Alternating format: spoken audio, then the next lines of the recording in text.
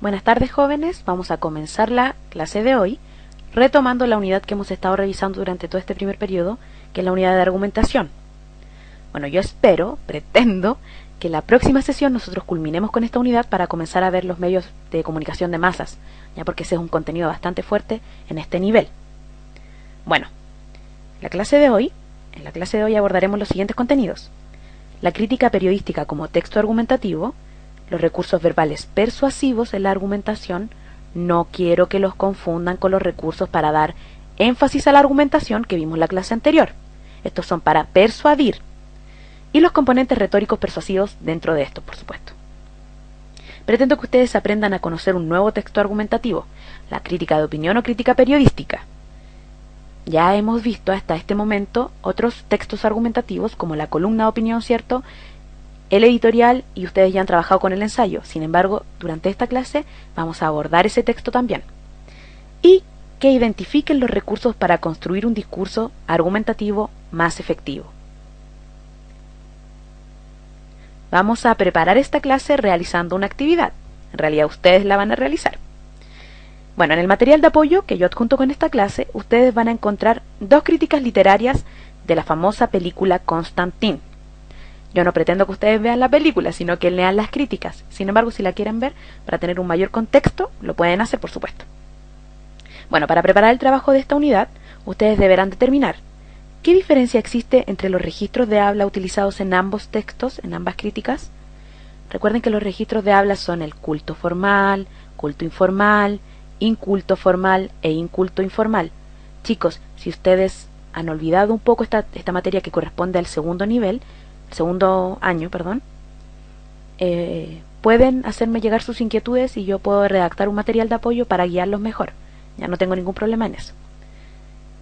Número 2. ¿Con qué propósito se hace referencia en ambas críticas a otras películas aparte de Constantine? Número 3. ¿Por qué es posible afirmar que el argumento de la película Constantine es un viaje al infierno? Número 4. ¿Cuál de las críticas a la película valoras como la más sólida y convincente? Por supuesto, ustedes tienen que justificar su respuesta. ¿Por qué creen que una de las críticas tiene argumentos más sólidos, tiene un mayor respaldo? ¿Por qué les gusta más esa crítica? ¿Ya? Luego de esa actividad que ustedes van a realizar, vamos a comenzar con los contenidos de esta clase. Vemos a nuestro amigo Homero bastante complicado. ¿Qué es una crítica periodística?, nos pregunta. Vamos a ayudarlo, ¿cierto? Vamos a decir que una crítica periodística es una forma del género periodístico. Vamos a detener acá. Los géneros literarios propiamente tales son el narrativo, el lírico y el dramático, ¿verdad? Existe el otro género también, el periodístico, cuya labor no es literaria. Y dentro de este género periodístico existen subgéneros, así como por ejemplo dentro del narrativo existen subgéneros como el cuento, la novela, el microcuento, el mito, la leyenda y la fábula, ¿cierto? El género periodístico también tiene subgéneros o formas, y la crítica es uno de ellos. Bueno, la crítica expresa juicios de valor sobre cualquier producción artística o cultural, es decir, libros, películas, videojuegos, obras de teatro, etcétera, ¿ya? Cualquier producción artística o cultural elaborada por un especialista en el tema. Las críticas siempre van a estar escritas por un especialista. ¿Por qué? Porque tienen un corte expositivo argumentativo, pues contienen información que pretende ser objetiva, aunque lo predominante es la opinión fundamentada. Para fundamentar, para que yo pueda dar fundamentos acerca de algo, tengo que ser un especialista o conocer más allá sobre el tema, ¿cierto? Bueno, sus objetivos principales son informar y orientar a quien la lee. ¿Por qué? Porque la crítica periodística pretende que nosotros vayamos a ver una película o no la vayamos a ver. Leamos un libro o no lo leamos. ¿Ya? Nos pretende guiar acerca de un tema. Bueno, la crítica se estructura a través de la descripción de las características comprobables del objeto, los juicios de valor también, fundamentos, y por supuesto una sentencia y una posterior recomendación, como les decía anteriormente, porque esa es la labor de la crítica, decirnos a nosotros, vaya a ver esa película, ¿por qué? No vaya a ver esa película, ¿por qué? ¿Se dan cuenta? Bueno. Una obra, varias miradas. ¿Por qué? Porque existe una producción artística o cultural, ¿verdad?, y existen varias críticas acerca de esto. Bueno, vamos a comenzar viendo el otro contenido, que eran los recursos verbales persuasivos en la argumentación, no para dar énfasis, como la alegoría, la fábula y la parábola que vimos la semana pasada, ¿cierto? Estos son para persuadir, no los confundan. Bueno, vamos a decir que dentro de los elementos posibles de utilizar para construir un discurso argumentativo, por supuesto, más efectivo, están los recursos verbales y los no verbales. Dentro de los verbales se encuentran los retóricos persuasivos. Estos recursos suman características e ideas a una postura a través de distintas expresiones. Y el efecto que se persigue es conseguir la empatía y la benevolencia del receptor. Esa es la finalidad de estos recursos. Vamos a ver cada uno de estos componentes retóricos persuasivos. El primero de ellos son las designaciones valorativas. Estas se relacionan con la necesidad de atenuar o intensificar la fuerza de las proposiciones. Proposiciones, una expresión completa, ¿ya? Que avalan o contradicen un argumento. Son palabras que están cargadas de connotaciones, ya sea positiva o negativa, ¿cierto? Y que transmiten ese mensaje a los receptores. Vamos a ejemplificarlo para que a ustedes les quede mucho más claro. ¿Cómo es eso? ¿Qué son las designaciones valorativas entonces? Bueno, en las críticas que yo les envié, yo tomé algunos enunciados para ejemplificar cada uno de estos componentes. Bueno, mucho efecto visual y mucho sonido, música electrónica, lugares sórdidos, onda apocalíptica y un poco de gore, el gore es sangre explícita, ¿verdad?, para que celebren los adoradores de las malas películas. Los adoradores de las malas películas. Eso, jóvenes, es una proposición, puesto que no es una palabra en particular, sino que es una proposición completa, cargada de una connotación, no sé si ustedes se dan cuenta. Por supuesto, los adoradores de las malas películas, una connotación bastante negativa, ¿cierto? En ese recurso, nosotros podemos ver una designación valorativa.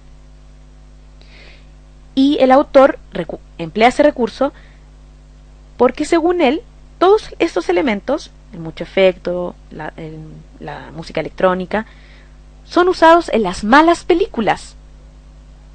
Y a quienes les gusten esa numeración de efectos, es un adorador de las malas películas. El autor entonces ahí está empleando un componente de designaciones valorativas. Vamos a ver el otro componente retórico persuasivo, que son las adjetivaciones valorativas. Se emplean adjetivos para comunicar juicios personales acerca de ciertos hechos o situaciones expresadas en un discurso argumentativo. Por ejemplo, un mismo hecho puede ser presentado desde ángulos completamente distintos, dependiendo de la calificación que se realice. Vamos a ejemplificar esto también para que les quede más claro. ¿Cómo es eso? Yo ahí repuse un elemento para que nos quedara más claro el enunciado. El film, dirigido por el debutante Francis Lawrence. El debutante.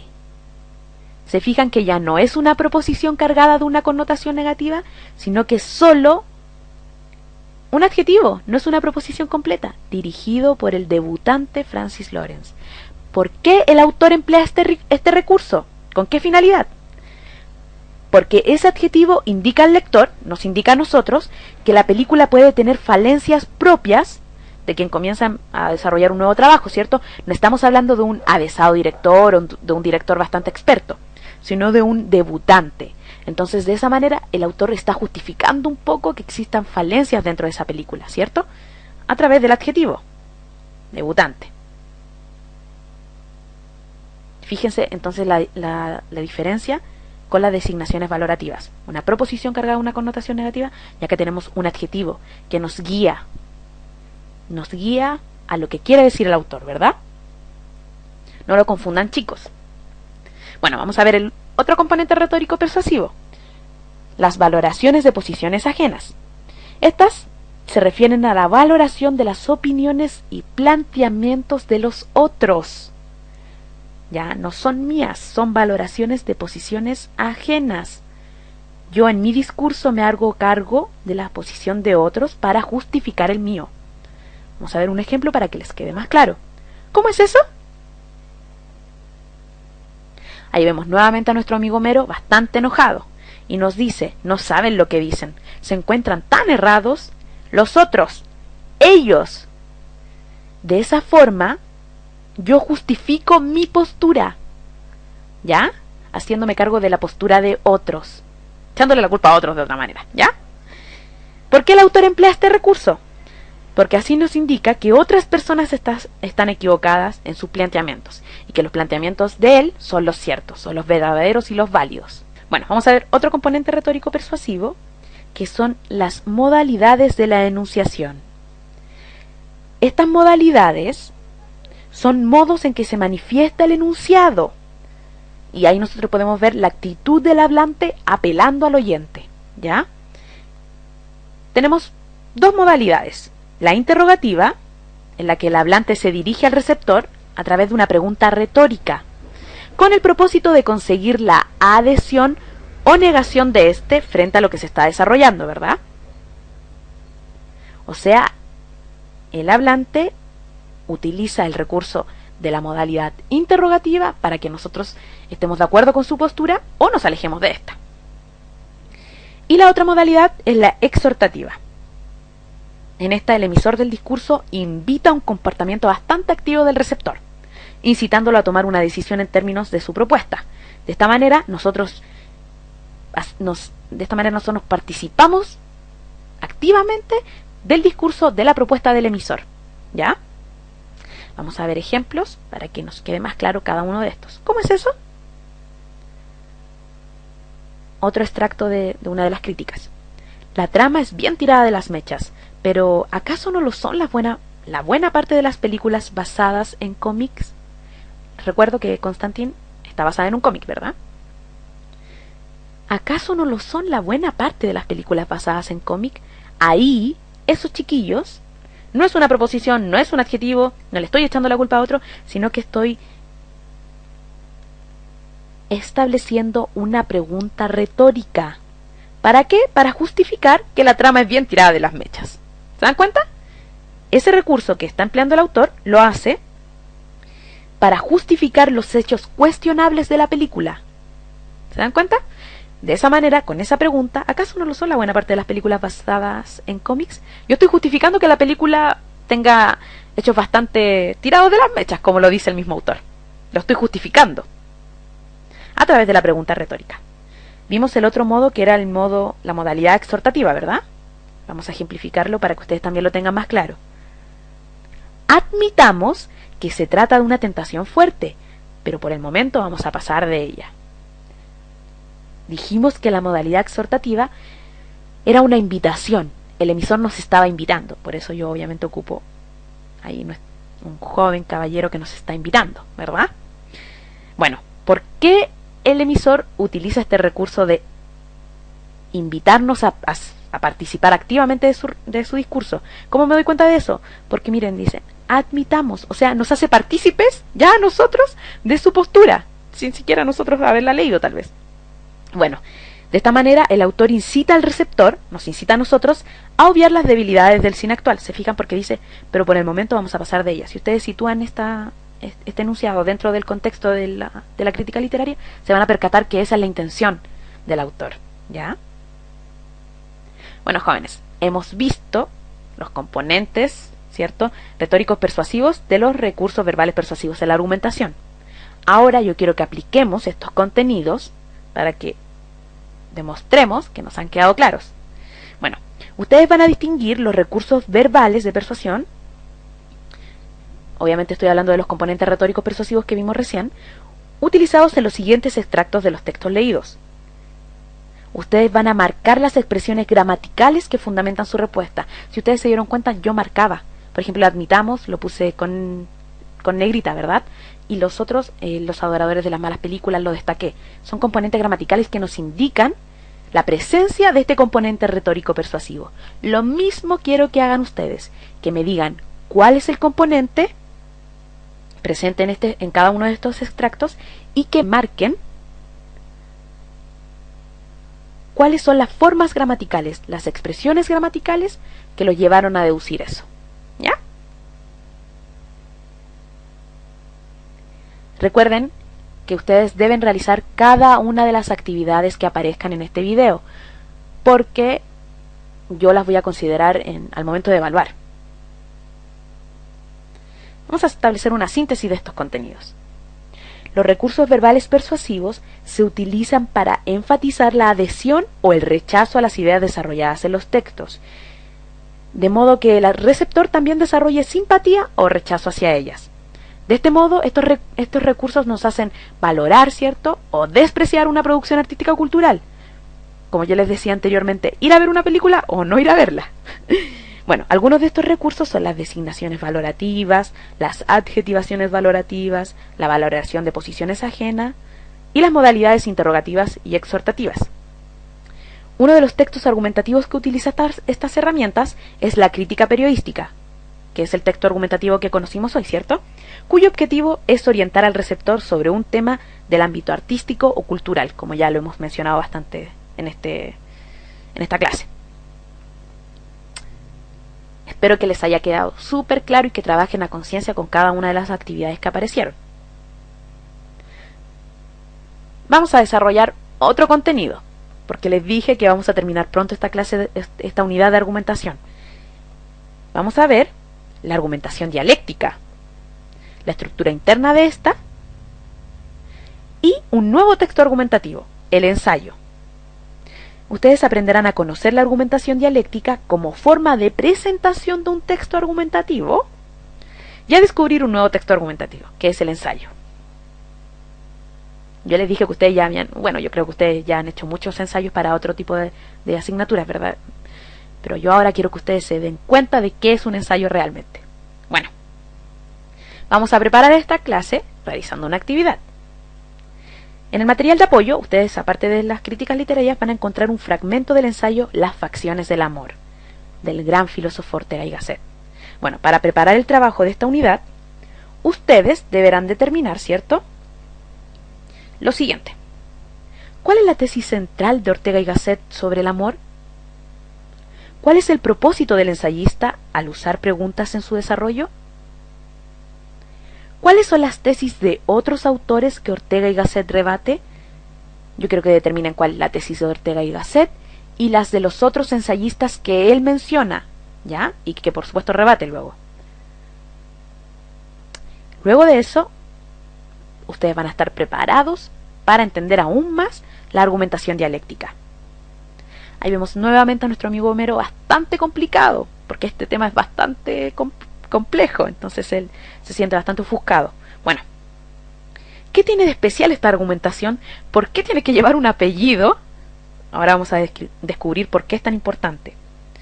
Bueno, yo elegí Las facciones del amor, del filósofo Ortega y Gasset, que a mí personalmente me gusta bastante, porque el amor es un tema constante en la vida de nosotros, y por ello siempre está presente en manifestaciones artísticas y literarias, pero también en textos o expresiones que desarrollan el pensamiento analítico, como lo es un ensayo. Bueno, el ensayo de esta sección es del influyente filósofo José Ortega y Gasset, y él aborda con un espíritu argumentativo este tema, por eso a mí me llama tanto la atención, porque integra algunos elementos que nosotros ya conocemos, los elementos del texto argumentativo, como son la tesis, las bases, los respaldos y las garantías, pero además utiliza citas de otros autores. Y estos dos componentes sumados nos llevan a la argumentación dialéctica. Los elementos del texto argumentativo, la tesis del autor, citas de otros autores, nosotros lo vamos a conocer como contratesis, porque son tesis de otros autores que él rebate. Ahora bien, la argumentación dialéctica, chiquillos, es una forma de presentar un texto argumentativo, ¿ya? ¿Por qué? Porque es un desarrollo más elaborado y complejo de la argumentación, que incorpora, como lo dije anteriormente, no solo el punto de vista del autor, la tesis del autor, sino que también la postura de otros actores sociales, cuyo punto de vista puede diferir o a oponerse directamente a la del emisor. Por eso se llama contratesis. Y aquí nosotros vamos a descubrir cómo se organizaría un texto de este tipo. No solamente tiene la estructura interna por excelencia de los textos argumentativos, sino que además presenta otros componentes. Uno de ellos es la postura del autor, la tesis del autor, ¿verdad? Que es el argumento con que él expresa sus ideas de forma general. Otro componente es el diálogo con otras ideas. Aborda las premisas de contrastes de otro autor, distinta a las propias. La contratesis, ¿cierto? Bueno. Además existe una refutación. En la primera refutación se cuestionan las ideas del otro autor. Y luego se fundamentan a través de pruebas de error lo de la contratesis. Primero expongo mi tesis.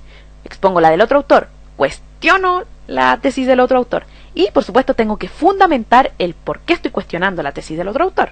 Recuerden que en argumentación, chiquillos, todo tiene que ser fundamentado. No puedo decir palabras al azar, como ya lo hemos dicho hasta el cansancio en todas estas sesiones. Bueno, vamos a reflexionar un poco. La postura contraria o distinta del autor es presentada solo para ser refutada. Esa es la única intención de presentar otro tipo de tesis, ¿cierto? Dentro de mi propio discurso. Mediante este proceso, el autor sigue desarrollando sus propios argumentos e intenta convencer al lector de que su postura es la acertada, válida, consistente y sólida, y que la del otro autor es nefasta, está errada, está mal hecha, como ustedes lo quieran determinar, ¿ya? Eso es la argumentación dialéctica. ¿Por qué se llama dialéctica? Porque yo establezco un diálogo con otro actor. Dialéctico viene de diálogo. ¿Se dan cuenta? No era tan complicado como se veía en un comienzo. Bueno, vamos a aplicar estos contenidos realizando una actividad, por supuesto. Van a realizar la siguiente actividad. Van a rastrear en el ensayo que yo les voy a enviar, por supuesto en el material de apoyo, las posturas de los filósofos Santo Tomás y San Agustín. Y van a distinguir la forma en que el autor refuta cada una. Recuerden que una parte de esta estructura de la argumentación dialéctica era la refutación. Primero se cuestiona y luego se fundamenta. Yo quiero que ustedes vean cómo se cuestiona y cómo se fundamenta, ¿ya? Porque eso es la refutación completamente. Solamente quiero que se fijen en Santo Tomás y San Agustín, ¿ya? Bueno, primero van a determinar qué postura de esos pensadores es totalmente contraria a la del autor. Una de las dos. ¿Cuál es completamente contraria? ¿Con qué postura Ortega y Gasset no está para nada de acuerdo? Y dos, ¿cuál le sirve a Ortega y Gasset, de mejor manera para sus propósitos argumentativos? ¿Por qué? ¿Por qué, chiquillos? Tienen que justificar y fundamentar, por supuesto. Vamos a ver otro contenido de esta clase. Dijimos que íbamos a conocer un nuevo texto argumentativo, aparte de lo que ya hemos realizado hasta este momento, ¿cierto? Y ese es el ensayo. El ensayo, yo creo que ustedes lo han trabajado bastante. Estamos en el nivel de tercero medio. Durante nuestra vida escolar, ¿cierto? Se utiliza bastante el ensayo. Sin embargo, ¿qué es un ensayo? ¿Ustedes me podrían decir qué es un ensayo? Bueno, aparte de que es un texto argumentativo, porque eso yo ya se los dije. Nuestro pingüino está bastante confundido. El ensayo es un texto argumentativo por excelencia, porque su intención es argumentativa. Él desarrolla ideas personales en el marco de un diálogo con la sociedad. Por eso decimos que es una forma de presentación de argumentación dialéctica, porque se presenta un diálogo con la sociedad a través de una estructura libre. No canónica, sino que libre. Su gran diversidad temática permite clasificarlo en varios tipos. Pero nosotros vamos a trabajar con el ensayo en particular del amor, ¿cierto? Pero hay diversidades temáticas, yo puedo escribir un ensayo de cualquier cosa, de cualquier tema. Bueno, jóvenes, ahora vamos a realizar nuestra actividad final, la actividad que vale un mayor porcentaje dentro de la evaluación. Ustedes van a construir su propia crítica. No van a construir un ensayo, van a construir una crítica, así que van a tener que retomar los contenidos que vimos en la primera clase, ¿cierto? Bueno, en esta clase hemos trabajado con dos nuevos textos. la crítica periodística y el ensayo. Sin embargo, yo los voy a hacer retroceder. Vamos a rememorar un poco. Por lo tanto, van a recoger todas las experiencias de aprendizaje que han adquirido y las aplicarán en la producción de su propia crítica. En el material de apoyo, por supuesto, yo siempre los tratando de ayudar, ustedes van a encontrar los pasos para escribir este tipo de texto. La crítica va a ser abierta. Ustedes pueden escoger cualquier producción artística o cultural. Una película, una serie animada, lo que quieran, y van a hacer su propia crítica. Yo les escribí los pasos sistemáticamente para que ustedes vayan haciéndolo de forma ordenada y se les haga más grato el trabajo. Se van a dar cuenta que al final ustedes van a terminar recomendándome o diciéndome, no, profesora, no vaya a ver esa película o no vaya a ver esa serie o no se detenga a leer ese libro, aunque lo dudo porque me gusta leer bastante. Si lo hacen sería un gran valor. Bueno, chicos, hemos terminado la clase de hoy, terminamos ya casi con la unidad de argumentación, nos falta poquito. La próxima sesión ya sí o sí terminamos y comenzamos con los medios masivos de comunicación. Espero que la actividad se les haga bastante grata y que por supuesto desarrollen cada una de las actividades que yo les he presentado durante este video, porque los va a ayudar a aclararse, chiquillos. Van a trabajar con cada uno de los contenidos y se van a dar cuenta que aplicándolos los van a aprender de mejor forma. ¿Ya? Bueno, hasta luego.